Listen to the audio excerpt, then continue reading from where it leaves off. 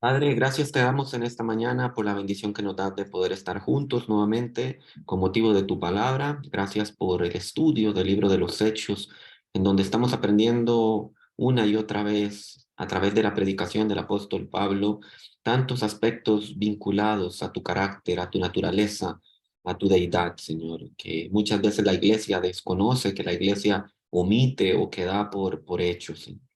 Queremos bendecirte, queremos poner este estudio en tus manos para que en todo sea glorificado tu nombre y extendido tu reino, y para que sea edificado el corazón y el espíritu de tu iglesia conforme a la revelación de la verdad de tu palabra, para que en todo estemos enterados y tengamos conocimiento pleno de quién es el Dios a quien servimos y adoramos. Te pedimos todo esto en el nombre de Cristo Jesús. Amén y amén.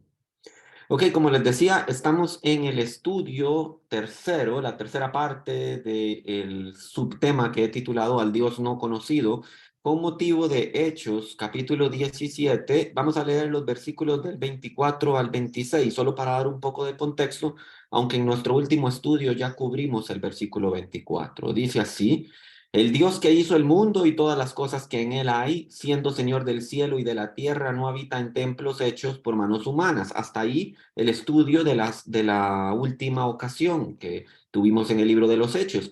Versículo 25 y 26, que son el tema del día de hoy, dice: ni es honrado por manos de hombres como si necesitase de algo, pues Él es quien da a todos vida y aliento a todas las cosas. Y de una sangre ha hecho todo el linaje de los hombres para que habiten sobre toda la faz de la tierra, y le ha prefijado el orden de los tiempos y los límites de su habitación, dice la palabra de Dios a través del apóstol Pablo. Ahora les pregunto a ustedes, ¿se les ha ocurrido alguna vez que a Dios nunca le ha sucedido nada? En otras palabras, ¿ya usted ha aprendido que Dios nunca aprendió nada? Él siempre lo supo todo. Dios nunca se despertó un día y dijo: creo que voy a trabajar en algunos problemas matemáticos a ver si los resuelvo. Dios creó las leyes y los principios matemáticos por los cuales Él ordenó lógicamente a su universo. El Dios creador de todo, sin necesidad de ser matemático o físico, todo lo creó con un orden lógico que puede ser entendido a la luz de las ciencias exactas. Nada le ocurre a Dios. Él es omnisciente, o sea que todo lo sabe. Él es omnipresente, está en todos lados. Y Él es omnipotente, todo lo puede. Nunca alcanzaremos sino una pequeña fracción del conocimiento de Dios. Una de las evidencias que nunca conocerás a fondo en el estudio sobre Dios es el hecho que ni siquiera, escuche esto, estudiosos de desafío bíblico, ni siquiera conocerás a fondo su palabra escrita.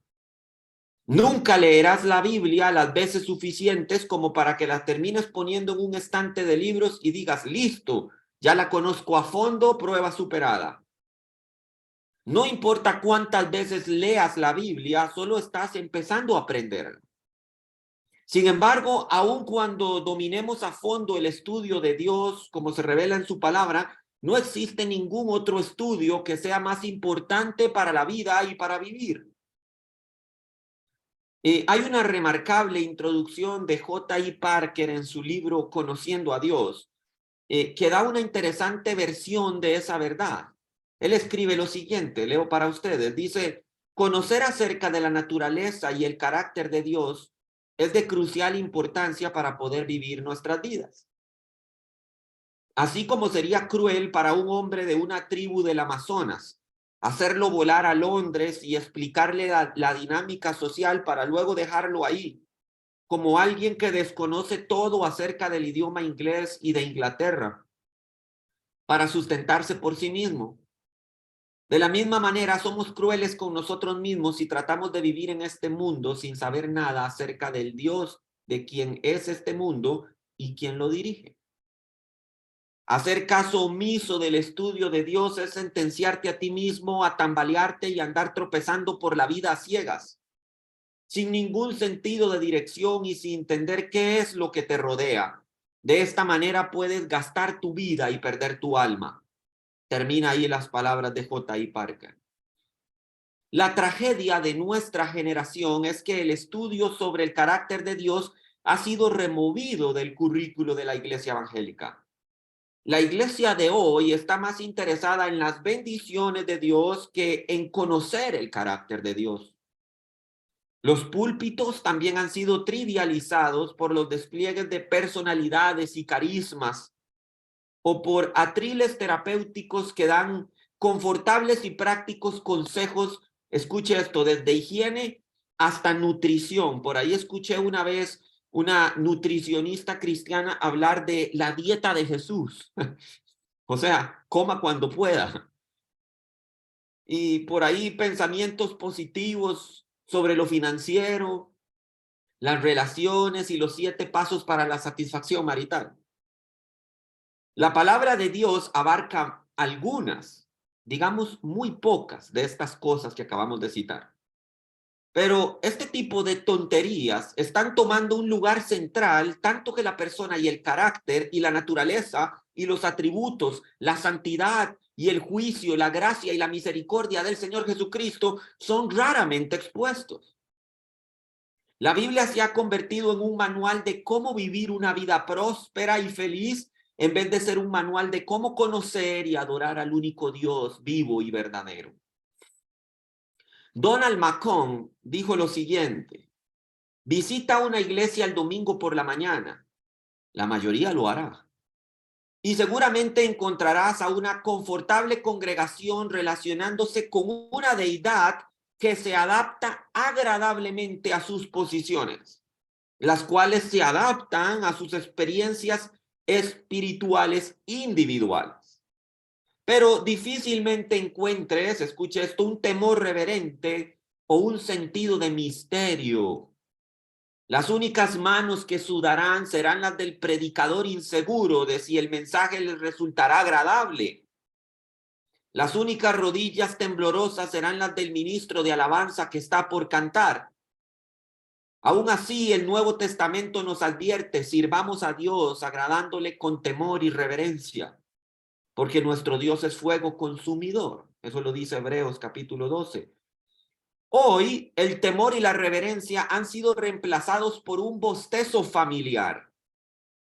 El fuego consumidor se ha convertido en la llama de una vela sin calor,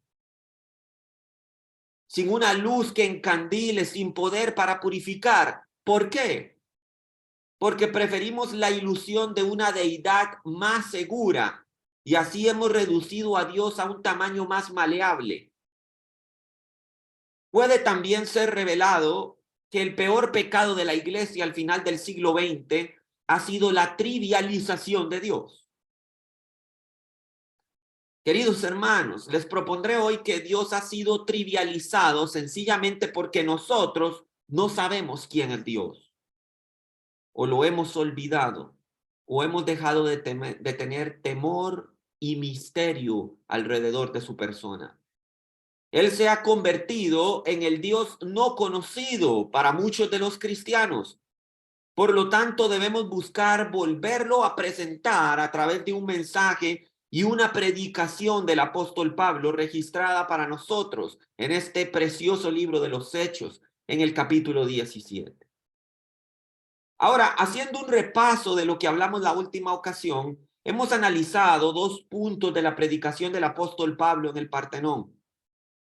Lo primero que estudiamos al considerar el versículo 23 de Hechos 17 fue la declaración implícita de parte de Pablo, que esto es: mi Dios es más que un monumento. ¿Se acuerda de ese estudio? Hace 3 semanas atrás. La primera declaración de Pablo, fundamentada en el versículo 23 de Hechos 17, es: mi Dios es más que un monumento. En otras palabras, Él no es un Dios de piedra o de hojalata. Él es el único Señor del cielo y de la tierra. El punto número 2 de esta predicación, fundamentada en el versículo 28, fue: mi Dios lo hizo todo. En ese último estudio vimos el punto de vista de los deístas, de los panteístas, de los ateos y de los dioses finitos. Cada punto de vista, cuando lo analizamos, demandaba fe para poder creer en lo que ellos profesaban. Repasemos, por ejemplo, para los deístas, creer que Dios creó al mundo y luego se marchó requiere fe. Para el politeísta, creer que el mundo estaba lleno de muchos dioses y que él o ella era uno de ellos requiere fe. Para el ateo, creer que no hay Dios, que el orden evolucionó por sí mismo y que la vida y el aliento se esparcieron de la nada, eso requiere más fe que cualquier cosa. Y para el que cree en un Dios finito, creer que existe un Dios, pero que no es lo suficientemente poderoso como para manejar un mundo, también requiere fe. Para el teísta, creer en los registros de las escrituras que Dios creó los cielos y la tierra por su omnipotente poder y perfecta creatividad, también requiere fe. La fe del teísta, eso sí, es sustentada por el orden creativo de los cielos y de la tierra. Como dijo David en el Salmo 19, verso 1, los cielos cuentan la gloria de Dios y el firmamento anuncia la obra de sus manos. Le comentaba a Rebe hoy en la mañana mientras desayunábamos que es particular cómo las personas hacen un supuesto alrededor de un hecho histórico. Así le comentaba que para hacer este estudio estuve leyendo muchísimas interpretaciones de qué sucede o cómo podríamos dar una interpretación a la existencia del ser humano si no creemos que Dios existe, si no creemos que hay un Dios. Entonces surgen desde las hipótesis a que las generaciones de los hombres han sido cíclicamente recicladas y que somos el resultado de un reseteo o un reinicio de las civilizaciones repobladas por algunas de las que fallaron en la antigüedad. Entonces, deposita todo el poder de la creación y progreso social del hombre en el mismo hombre.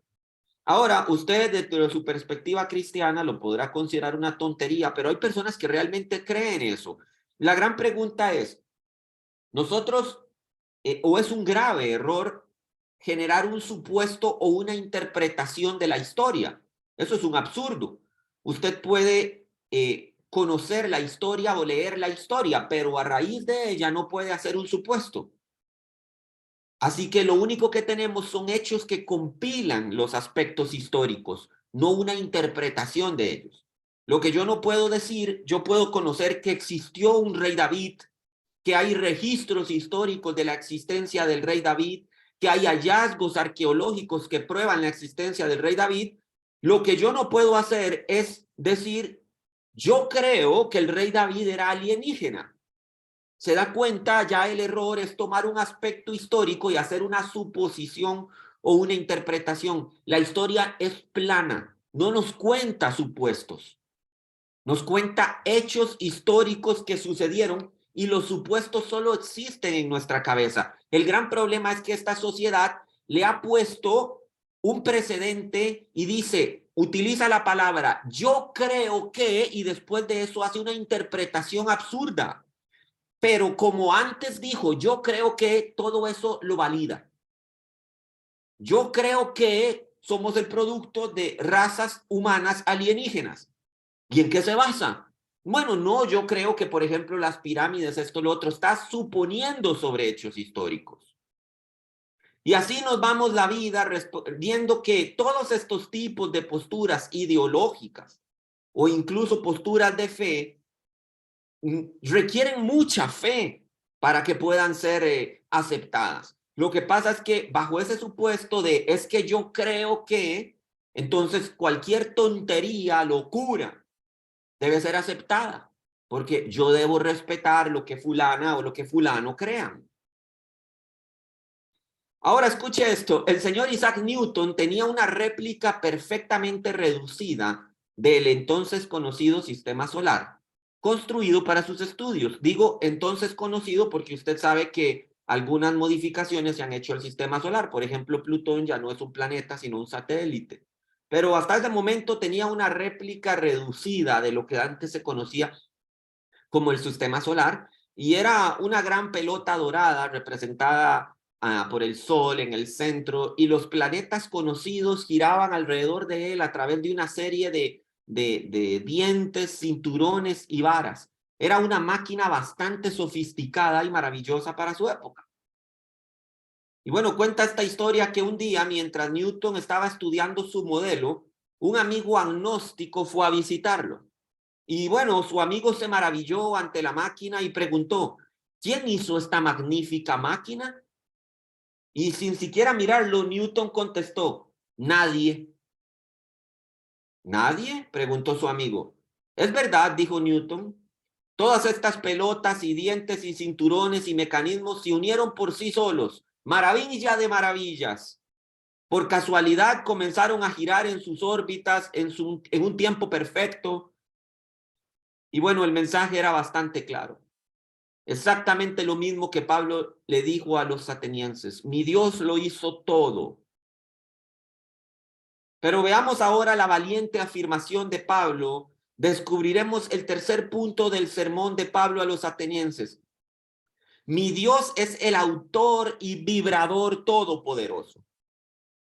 Para que este tercer punto del Dios del apóstol Pablo, este Dios no conocido para los atenienses, pudiera ser el autor y vibrador del planeta Tierra, dos cosas debían ser verdad. Note que la palabra cosmos, y lo dijimos en nuestra última sesión, es muy importante para los griegos. Así que cuando Pablo está hablándoles del creador de este cosmos, está llamando la atención fuerte de los griegos. Y él está diciendo una afirmación, es mi Dios es el autor y vibrador todopoderoso de este cosmos.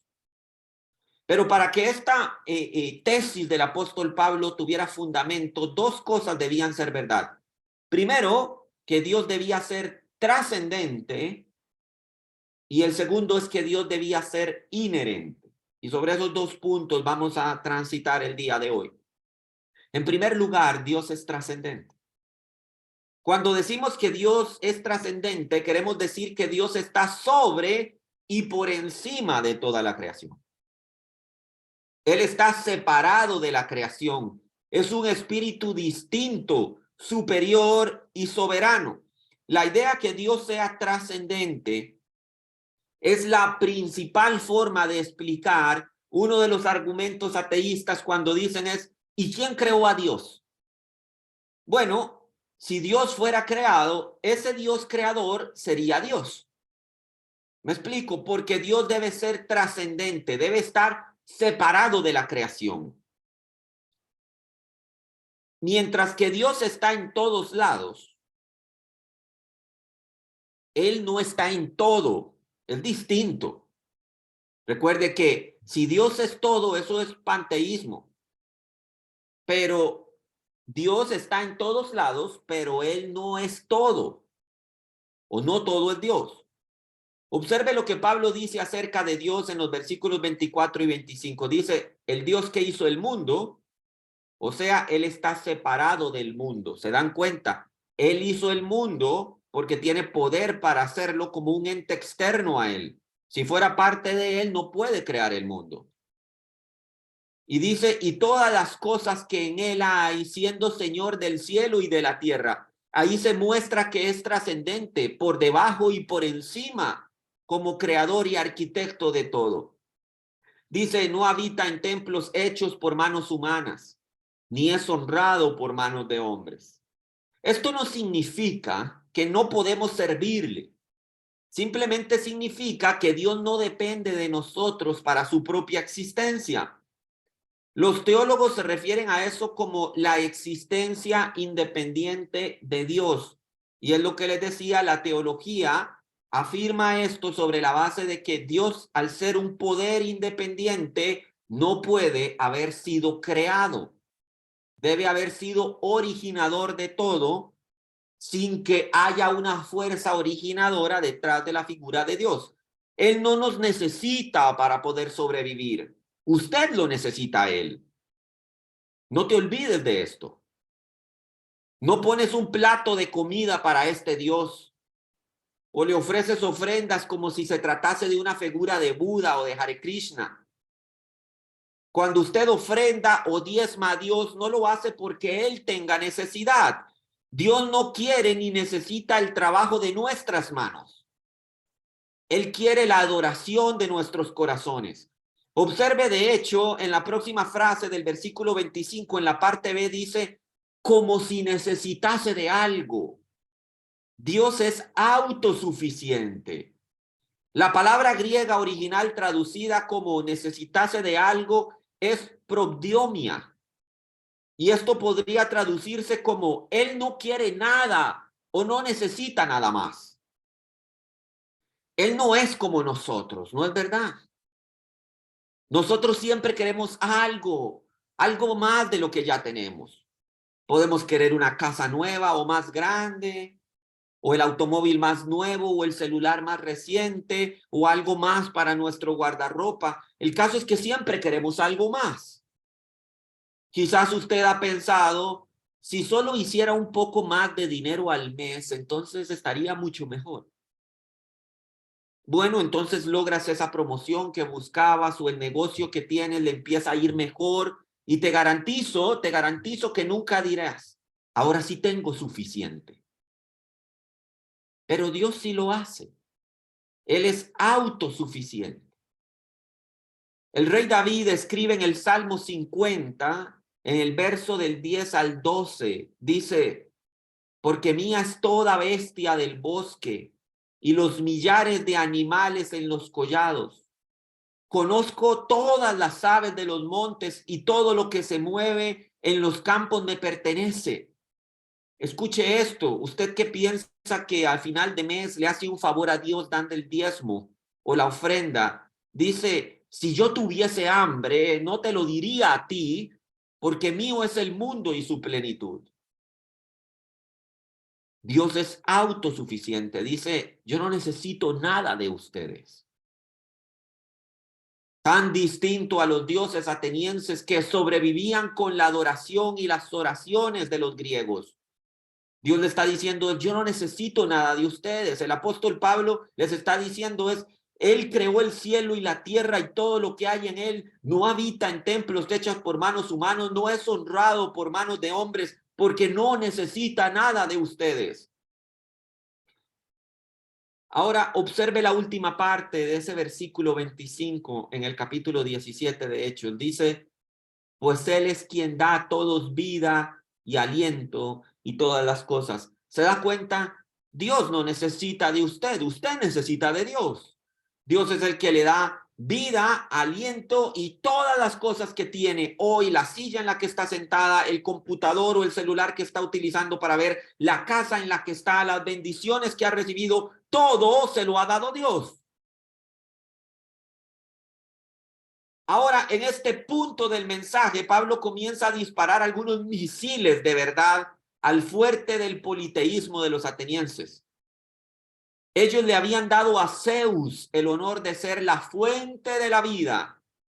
De hecho, la palabra griega de vida es zoe, que proviene de la forma griega Zeus.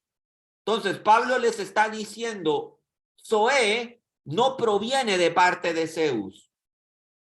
Pablo dice, hay un autor y un agitador del planeta Tierra, ese señor soberano con existencia propia, autosuficiente y trascendente, es el Dios que ustedes no conocen y que muchas veces la iglesia de Jesucristo hoy ha dejado de conocer. Pero ¿por qué es importante que conozcan la trascendencia de Dios? Que Dios está separado de su creación y que Él está por encima y es soberano sobre su creación. ¿Por qué cree usted que es importante esto? Una razón es que nos da una visión, una cosmovisión apropiada hacia la creación.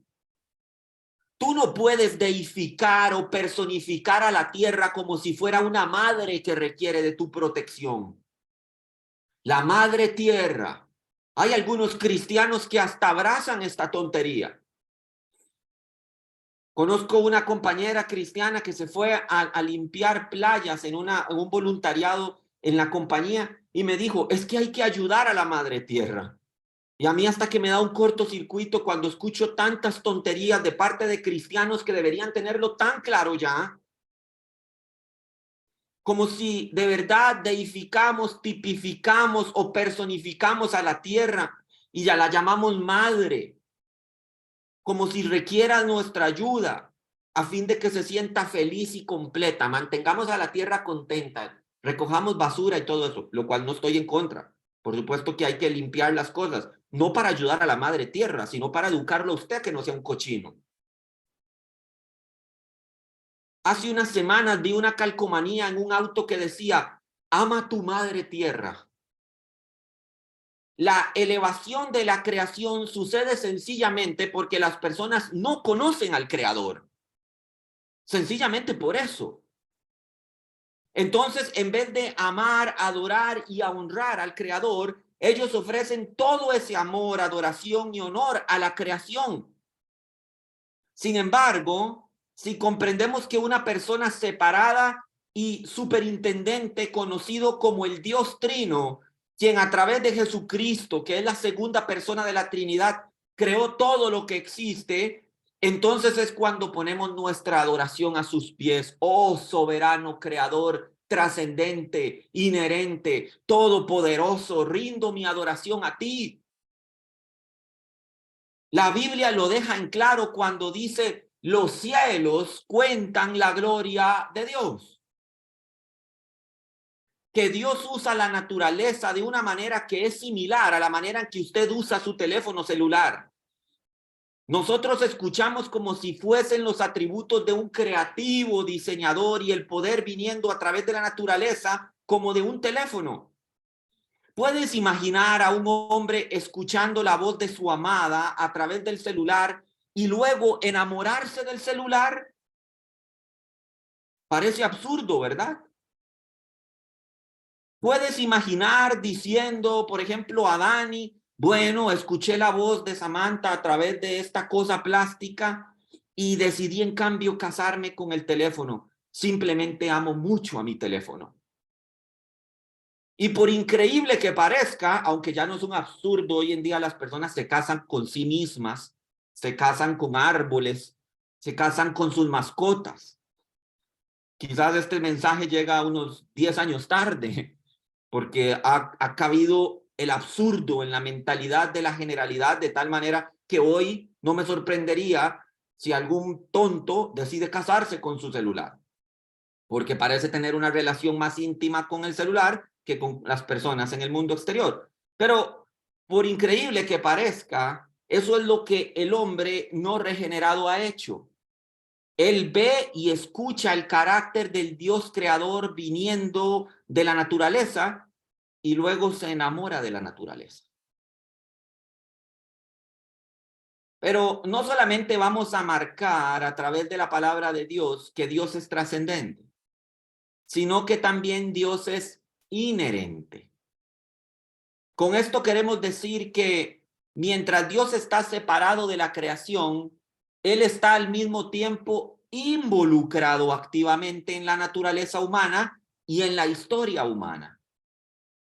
Él es un líder personal, cuidadoso y amoroso que interactúa con su creación.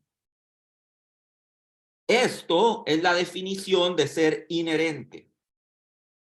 Los griegos a los que Pablo les estaba hablando no conocían nada acerca de un Dios personal y cuidadoso. Los dioses en la mitología griega estaban deificados en el Olimpo, completamente separados y ausentes de la necesidad y del cuidado de los hombres. Aún así, como ya se declaró en la última parte del versículo 25, Pablo continuará enseñando el compromiso personal de Dios. Mateo, el Evangelio según San Mateo, registra el sermón de Jesucristo cuando él enseñó que el Dios creador está involucrado al enviar los rayos del sol, la lluvia, al alimentar las aves y la vestimenta de las flores. Jesús hizo una declaración políticamente incorrecta a su audiencia humana cuando les dijo, ¿no valéis vosotros mucho más que las aves? Dicho de otra forma, ustedes tienen más valor que un pájaro.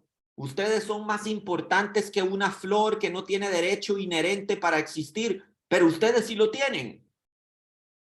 Imagínense cómo habría sido citado Jesús en las noticias de hoy en día.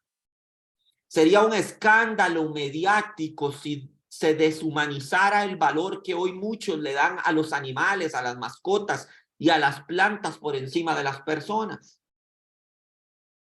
Lo maravilloso es el punto que Cristo está asentando en su audiencia al decir, si Dios tiene tanto cuidado de las aves que están en los cielos y de las flores del campo, imagínense cuánto se ocupa de ustedes. Él no es solamente un Dios distante, movido por aspectos espirituales, es trascendental. Es un Dios íntimamente involucrado, trascendental, pero inherente. Entonces Pablo continúa diciendo, aquí se muestra cuán involucrado está él. Ahora, la segunda sección que quiero compartir con ustedes en esta mañana es que todos somos igualmente pequeños ante él. Dice el versículo 26, y de una sangre ha hecho todo el linaje de los hombres para que habiten sobre la faz de la tierra, y les ha prefijado el orden de los tiempos y los límites de su habitación. Los griegos creían que ellos eran una raza especial. Pablo dice, ustedes fueron originados del mismo hombre que todos los demás, Adán y su esposa Eva. Los griegos no podían alegar ser una raza especial. Ellos provenían de la misma arcilla que todos, que usted y que yo. Ahora, escuche esto que me pareció súper interesante cuando lo leía semanas atrás. Dice, dos bioquímicos de la Universidad de California hicieron un artículo que decía que la mayoría del ADN de las células humanas se encuentra en el núcleo de la célula, en la forma de los cromosomas. Pero también hay un ADN fuera del núcleo de la mitocondria, que se conoce como el ADN mitocondrial o el ADN-MT. Lo interesante sobre este ADN-MT es que por generaciones cambian su estable y conocido porcentaje de mutación en los seres humanos. O sea, este ADN mitocondrial va generando pequeños y progresivos cambios. No como lo decía Darwin, ¿verdad? Un cambio, un salto de especie a especie, sino que este ADN va teniendo pequeñas, constantes y repetidas cambios significativos sin apartarse del ADN original. Otra cosa interesante es que este ADN-MT es inherente solamente a través de la madre. ¿Sabía usted eso? Entonces, estos bioquímicos examinaron ADN-MT extraído de 147 individuos, representando 5 regiones geográficas del mundo. Ellos eran capaces de construir un árbol, genealógico, analizando las diferencias de las extracciones del ADN-MT. La información reveló, escuche esto, un ADN-MT ancestral en común. Tome en cuenta que fueron 147 individuos sin correlación sanguínea que representaban 5 regiones geográficas del mundo y todos compartían un ADN-MT ancestral en común. Entonces, ellos ahora creen que una sola mujer fue el ancestro de todos los que están sobre la Tierra en la actualidad. Ante estos descubrimientos, los bioquímicos de la Universidad de California apodaron al ADN-MT ancestral con el nombre Eva, por lo que no hay una madre tierra, sino una madre Eva. La ciencia confirma lo que la palabra de Dios nos ha dicho a través de tanto tiempo y lo que el apóstol Pablo le gritaba a los orgullosos griegos. Dice, no existe un linaje especial. Ustedes no son una raza única y exclusiva, una raza separada de todas las demás. Es una sola. Aproximadamente 2000 años atrás, Pablo hizo la declaración de que estos orgullosos griegos eran del mismo árbol genealógico que todos los demás. No existe ninguna clase ni raza especial. En otras palabras, el Dios no conocido no es ciego ante los colores, no es ciego ante las razas, no venera a las personas. Nadie tiene ventaja con él. Todos son equitativamente pecadores y todos se pararán ante él en el día del juicio. Pablo se está adelantando hacia el clímax de su sermón en ese mismísimo punto, y es que todos somos iguales, pero también todos somos pequeños ante él. El escritor William Beam escribió el siguiente relato. Teodoro Roosevelt y yo solíamos jugar un pequeño juego. Luego de una noche de charla, antes de retirarnos hacia nuestros dormitorios, saldríamos al césped y observaríamos los cielos, hasta que encontráramos la débil mancha de luz detrás de la esquina inferior de la mano izquierda de la gran manzana de Pegaso. La ama les recuerdo que en esos tiempos las personas eran realmente observadoras de la naturaleza. No como nosotros. Yo si un cielo estrellado le digo al 90% de las personas que me identifiquen dónde está la constelación de Pegaso, pues probablemente no sepan a dónde dirigir su mirada.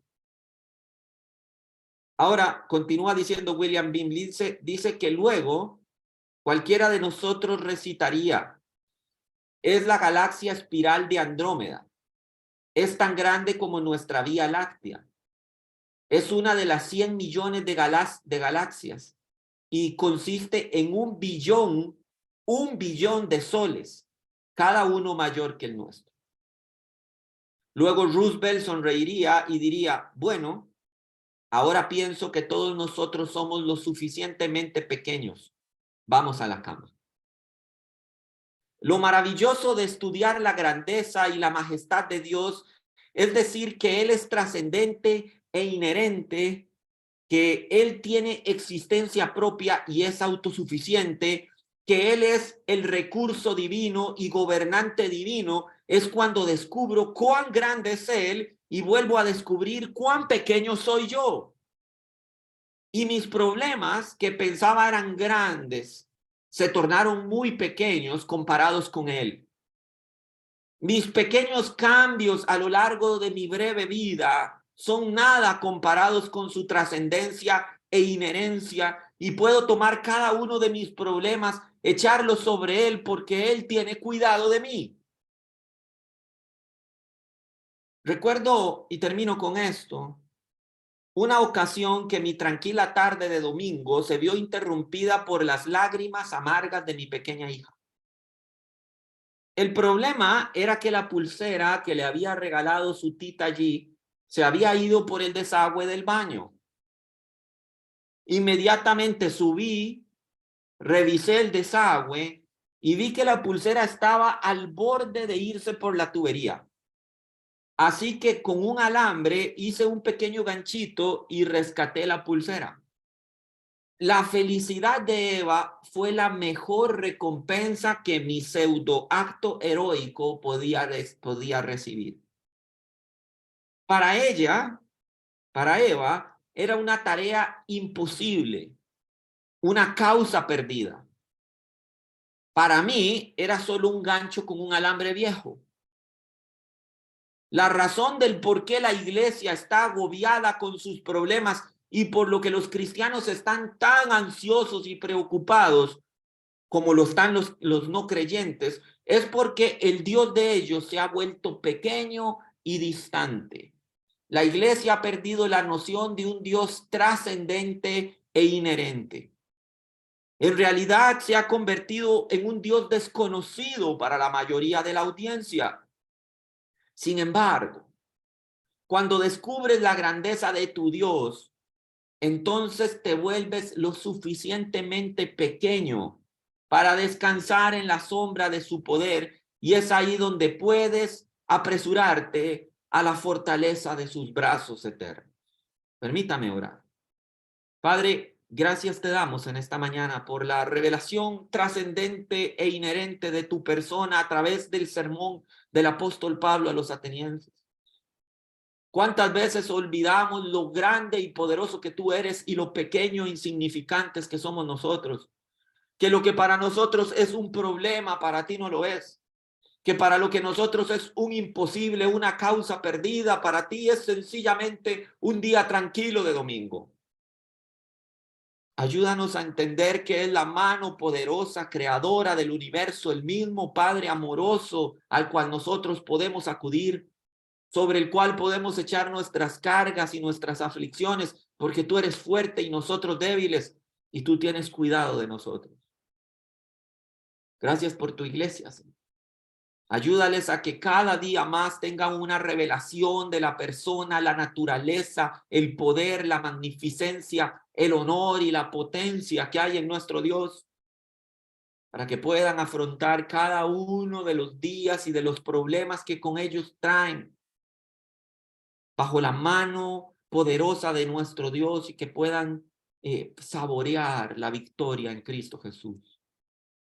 Padre, yo bendigo a tu iglesia, te doy gracias por ellas y te pido de que cada uno de mis hermanos, los que están presentes y los que no han podido estarlo por alguna razón, en este momento tu Espíritu Santo les visita y les haga sentir como hijos de ese Dios trascendente e inherente. Ayúdanos a predicar con valentía, con conocimiento, quién es ese Dios trascendente e inherente sobre el cual nosotros confiamos y tenemos esperanza. En el nombre de Jesús te lo pedimos. Si usted ha escuchado este mensaje, porque alguien se lo ha compartido a través de la red social, porque lo ha visto a través del canal de YouTube, porque alguien se lo ha compartido por Telegram o por WhatsApp o por cualquier forma, ha escuchado este mensaje y este mensaje ha tocado su corazón, el Espíritu de Dios ha hablado a su corazón y usted se encuentra en necesidad, estaba a punto de tomar una decisión. Yo quiero decirle que no es una casualidad y que Dios le está buscando. Y si usted ha escuchado este mensaje y si ha sido inquietado su corazón para tomar una decisión por Cristo Jesús y de una vez por todas cambiar su vida, experimentar el poder de un Dios trascendente e inherente en su corazón, quiero decirle que Dios le está buscando y yo quiero orar por usted. Esta oración solo lleva por fin a ayudarle a encontrar las palabras para reconciliarse con su Dios.